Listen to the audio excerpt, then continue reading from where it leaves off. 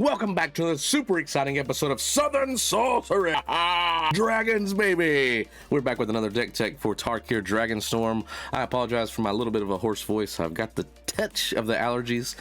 Nevertheless, I am pumped for this deck tech. This is my clan. I am a clan leader and ambassador for Magic the Gathering for this set for... That's right, Temur. Oh, we love to ramp and we love big spells. Let's go, Temur. This is the Temur Roar budget upgrade. We are just going to take a look at this. We're going to sit back and relax and enjoy all the dragon madness.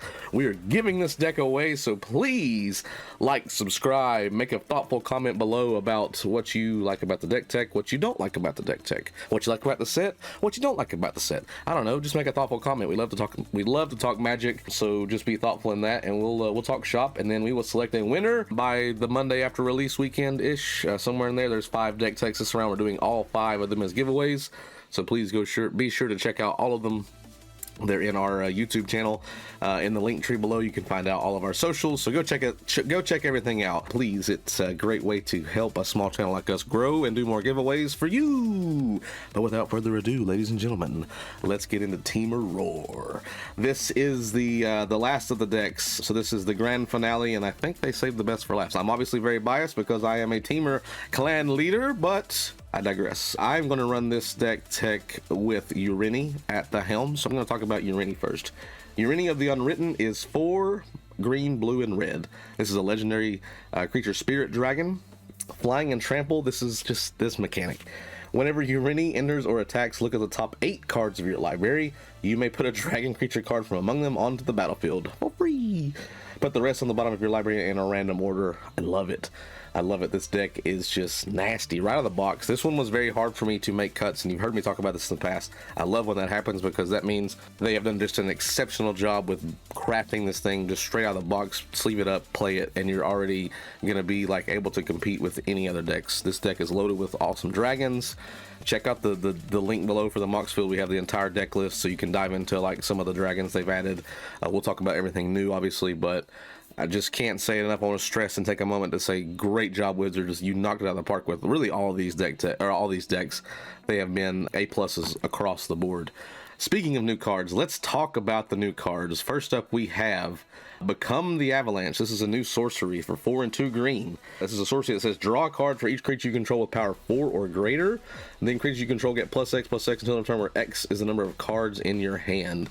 Pretty cool way to win the game potentially, especially if it gave trample. Thankfully it doesn't, so it's not insanely powerful and it's not going to destroy you. Hopefully you have some blockers, but the card draw is always clutch for these type of decks, just to fill that hand up. And then if you have an army of dragons out, your dragons could be huge. They have flying, so chances are not everybody's going to have flying blockers. So a great card. Love the card draw aspect of it. Following that, we have an enchantment called Breaching Dragonstorm. This is 4 and a red for an enchantment that says, when this enchantment enters, exile cards from the top of your library until you exile a non-land card. You may cast it without paying its mana cost if that spell's mana value is 8 or less. So that's going to include a ton of dragons from 8 down. If you don't, put that card into your hand. So hey, at the end of the day, at least you get it in your hand. And then when a dragon you control enters, return this enchantment to its owner's hand. So you get to use that ETB over and over if you're playing dragons. Mwah, chef's kiss on that. Beautiful. Following that, we have a new dragon. New dragon alert's going to happen a lot in this deck. Broodcaller Scourge. This is a green dragon. 5 and 2 green for a dragon that says it has flying, obviously. Whenever one or more dragon you control deals combat damage to a player, you may put a permanent card with mana value less than or equal to that damage from your hand onto the battlefield. Shades of Dragon. Let's go. 5/7 as well, so it's still a big dragon. Great card. Load your hand up with dragons. You want to cheat them in. I mean, this set in general is all about dragons and how to cheat them in, how to win with them. So I'm here for it. I'm a big Dragon player. I'm just on cloud 9 going through all this new stuff. After that, we have another new dragon alert. Deceptive Frostkite. This dragon is like, ooh, it's sneaky like a snake.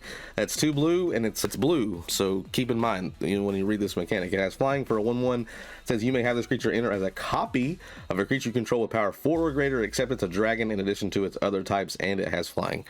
Blue doing blue things, right? Copying stuff. So if you got one dragon that says like it does cool stuff when it ETBs or when other dragons come in, now you can double that up if you want to make a copy of that. So another really good card for this deck.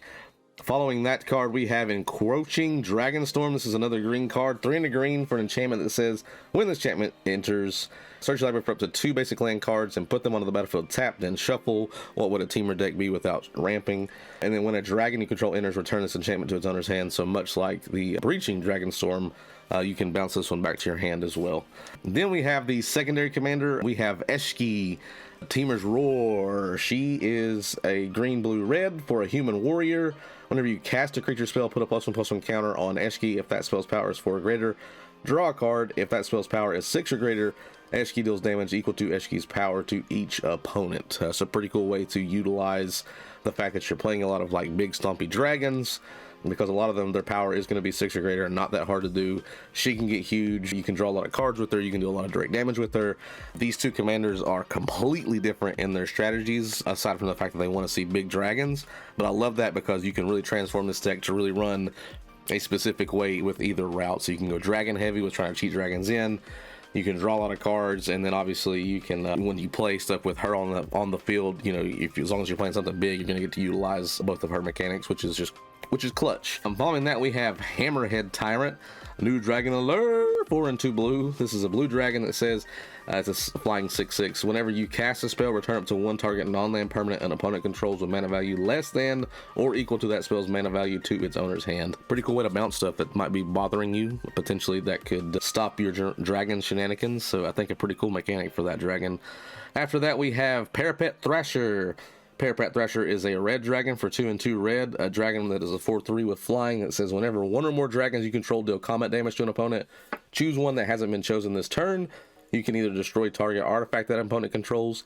This creature will deal 4 damage to each other opponent, or exile the top card of your library. You may play it this turn. So a little bit of card draw with red, how it likes to exile stuff. Just another good dragon. I mean, they really did very well with like making dragons and making them intentionally good in this set. After that, we have Storm Shriek Feral. Now, this is a card that has 2 sides to it. You can cast it for its sorcery side, called Flush Out for 1 and a red. This just says discard a card. If you do, draw 2 cards. Or you can cast it for its creature side, which it has flying and haste for 3/3, and it has fire breathing. So you can pay 1 and a red. This creature gets +1/+0 until end of turn. Commonly referred to as fire breathing. There's a ton of mechanics that do that for a specific cost. Sometimes it's +2, sometimes it's +1, sometimes it's 1 red, sometimes it's 1 and 1 red. All kind of the same, how it like pumps a dragon or creatures of that ilk. After that, we have Thundermane Dragon. I love the name on this one. This is another red dragon for 3 and a red with flying. That's a 4/4. It says you may look at the top card of your library anytime, because that's always fun, right? Just to know it's coming soon. Just don't have to worry about the suspense anymore. You may cast creature spells with power 4 or greater from the top of your library, which is fantastic in this deck. And if you cast a creature spell this way, it gains haste until a turn, which is double fantastic because we want to swing with dragons and do as much dragonly harm as possible. Excuse me. Following Thundermane Dragon, we have Whirlwing Stormbrew. This is another 2-for card where it has a sorcery on one side called Dynamic Soar. You think it'd be called Dynamic Roar. I like that though. 2 and a green. It's a sorcery omen. Put 3 +1/+1 counters on target creature you control. Very much like on an adventure, if you remember the mechanics from Throne of Eldraine. Or you can cast it for its creature side. It does have flash, so you can cast it at instant speed. So you can just cast it just like you would an instant. Basically, anytime you can respond to a spell, you then can cast this creature. Has flying for a 4/3 that says you may cast sorcery spells and dragon spells as though they had flash, which is bonkers. I love this card. It's an uncommon. That's so good for an uncommon. Following that, we have our final 2 cards we'll talk about for the new cards for this Commander Precon, and that is Will of the Temur. This is 5 and a blue. It says you can choose one. If you control a commander, as you cast the spell, you may choose both instead. So that will complete the new 5 wills. Each one came with a monocolor will in it, just like some of the sets have before. Just like Jessica's will, all the other ones that have come out before. My mind just went as I was trying to think of the other wills. But Will of the Temurs, choose one. If you control a commander, if you cast a spell, you may choose both instead. Create a token that's a copy of target permanent, except it's a 4/4 dragon creature with flying in addition to its other types. Or target player draws cards equal to the greatest mana value among permanents you control. I can see that one being pretty popular for the card draw effects. Yeah, Jessica's Will, Chroma's Will, What's the green guy's will from Commander Legends? They all came out. Anywho, yes, it's a common thing that they've done in the past. I like it because it's very commander specific, which is always fun. Then our last new card we want to talk about is Zenith Festival. This is an X spell that's a mono red, X and 2 red. You get to exile the top X cards of your library, so whatever you pay into that would be X.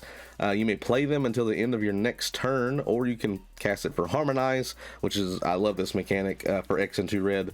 You may cast this card from your graveyard. For its Harmonize cost, you may tap a creature you control to reduce that cost by an amount of generic mana equal to its power, then exile this spell. So getting to do this twice, it's a really good way to basically draw cards through red. Red likes to exile and then give you the ability to cast them either at the end of your turn or until your next turn. I think that's a really cool mechanic. I'm glad that they've kind of stuck with that with the red draw-esque like ability. So overall, I think the new cards are just bombs. I'm sure they'll see a lot of play in dragon decks and other types of decks, especially the wills.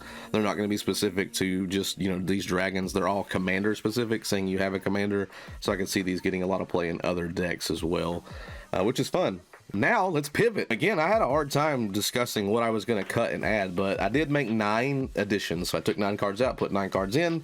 Let's just dive into those and talk about like maybe why I took some stuff out and why I added stuff. The first card I want to talk about that I added was Conjurer's Closet. With our commander saying that whenever it enters, you get to do that, I really wanted to have a couple things that gave him the ability to flicker or bounce, so we can get that ETB effect. And Conjurer's Closet's great. It's an artifact that's cost 5. At the beginning of your end step, you may exile target creature you control, then return that card to the battlefield under your control. So it's going to bounce, he's going to come back in, he's going to see that he's come back in, it's going to trigger, and you're going to get to go look at the top 8 cards and put a dragon in for free. I think it's just great. Took out Atushi, the Blazing Sky. This is a dragon spirit. To get its payoff, it has to die. It was in this deck a lot of stuff, and I've cut it, that deals damage directly. So there was a lot of ways to like kill your own dragons, and then obviously having the spirit dragons from the Kamigawa sets that basically do something when they die made sense. I just kind of pivoted from that, so that's why I cut it. After that, I added Ganex, the Astral Hunter from Commander Legends Baldur's Gate. This is a very famous dragon from D&D. For 4 and a red, has flying whenever Ganex or another dragon. This is key too, because of the dragon ETBs is what I really wanted to focus on, because you're going to cheat in a lot of dragons running Urini as the commander. But whenever it or another dragon enters the battlefield under your control, create a treasure token. I think that's great because you're going to be able to pay that off a lot. This deck is very mana intensive, so it wants to see a lot of mana, so I wanted to have a dragon that paid off cheating other dragons in so we can get more treasures. Love it. To cut that, I cut Blasphemous Pact. I know that's a really good red removal card, but I really don't want to remove stuff. I want to be the one who causes the removal, I guess. Like when people see this side of the board with all these dragons, like, so I necessarily didn't think I wanted to run too many board wipes. I mean, that's hit or miss. I think it has its place. It's a great removal spell, 13 damage to all creatures, and usually clears the board right off, but I decided to cut it because I didn't want to run that route specifically. But moving on from there, I did add Heroic Intervention, speaking of which, because if we do get targeted for removal, I want to be able to protect our Dragon Horde. Didn't have any like mass protection spells. Heroic Intervention I thought fit that build pretty well. Green instant for 1 and a green, says permanents you control gain hexproof and indestructible until end of turn, so hopefully should keep you safe from spot removal, mass removal, things of that nature. For that, we did take out Draconic Lore. It's not a new card, it's from D&D, but it's a blue card specific for dragons. It's 5 and a blue, but it says it costs 2 less to cast if you control a dragon. So instead you can cast it for 4 to draw 3 cards. Still mana heavy, I think, for drawing cards, and we have other ways to draw cards, so that's why I cut it. Following that, we added, I think, an absolute bomb in this deck is Miriam, a Sentinel Worm. She is 3 and Temur, green, blue, red, with flying and ward 2, so you got to pay 2 additional, not you, but your opponents have to pay 2 additional to target Miriam. Otherwise the spell gets countered, but she's just so good. Whenever another non-token dragon enters the battlefield, so we're going to cheat stuff in, it's just enters, so we don't have to cast it. Under your controller, create a token that's a copy of it, except the token isn't legendary if that dragon is legendary. Miriam's one of the best dragon commanders just by herself, so throwing her in here as a 99 with Urini's ability to cheat dragons in can really just value engine your way into a ton of dragons. And then if you're making copies of dragons that have value for other dragons entering, you're just going to compound all of that and double up on the enter the battlefield type thing. So too good not to add. I did cut Dragon Master Outcast. He's not a dragon himself, so I was like, get out of here. You can make dragons, but you're not a dragon. So I decided that I think Miriam was a better add. Next, probably one of the MVPs of the deck, if you do add it, is Panharmonicon. Is 4 for an artifact that says if an artifact or creature entering the battlefield causes a triggered ability of a permanent you control to trigger, this ability triggers an additional time. So that ETB effect that Urini has is going to double each time. So anytime you cast your commander, now that's going to double. Hopefully, you know, we got Conjurer's Closet out, so we have a way to do that. I didn't go heavy on the theme of bouncing, but I can definitely see that being the avenue for a specific build for Urini. I want to build this with no, you know, I want to build this as powerful as I can. I stuck to, you know, quote unquote, like a budget build here, but like this deck to me, when I see it and have like play tested with it, is just as powerful as an Dragon deck could be, or a Miram out there. So like Urini, I think is going to be a mainstay Dragon commander moving forward. But yeah, you could definitely run a theme with like doubling those effects and then running a lot of bounce stuff to really like utilize and basically play your whole deck for free, essentially, if you bounce it enough. So that's why I added it. I thought Panharmonicon really had a place in here. For that, we did cut Gadrick the Crown Scourge. You know, at the beginning of your end step, create a treasure token for each non-token creature that died. Again, if you stuck with that theme of dying, there's a little bit of that in this deck. You could see some payoffs here, but I just kind of pivoted away from it. Following that, added Rhythm of the Wild. I thought this was a great card for this deck. 1 red and a green. Creature spells you control can't be countered, which is awesome because we run a ton of creatures in here, 38 to be exact. Non-token creature, I'm sorry, 37. Non-token creatures you control have Riot, so you get to choose when they enter to either come in with a +1/+1 counter, or they have haste, which is just massive. Either way is kind of massive. Yeah, it's great. Let's see. Following that, we have, I'm sorry, what did we cut for that? We cut Kaiga, the Tide Star, another spirit dragon that wants to see an ability when it dies. He says when this creature dies, gain control of target creature so you can steal something. I don't know. I just, like I said, I pivoted from it. Following that, I added Savage Ventmaw. It's for a deck that wants mana. This is a great card for that. It's a dragon that has a 4/4 with flying. It's 4 a red and a green, so 6 total. But whenever it attacks, you get to add 3 red and 3 green, so 6 mana to your pool. And until end of turn, you don't lose this mana as steps and phases in, which is really cool. So you could really build that mana up for a big, like, splashy play. This dragon just pays off in dividends when it comes to mana, especially if your commander gets removed. You're going to have stuff that really, you know, wants, you know, people are going to want to kill your commander a lot. It's expensive commander, so you're going to want to have the mana to like pay that commander tax eventually. So I think that's why this fit. For that one, we did cut Spit Flame.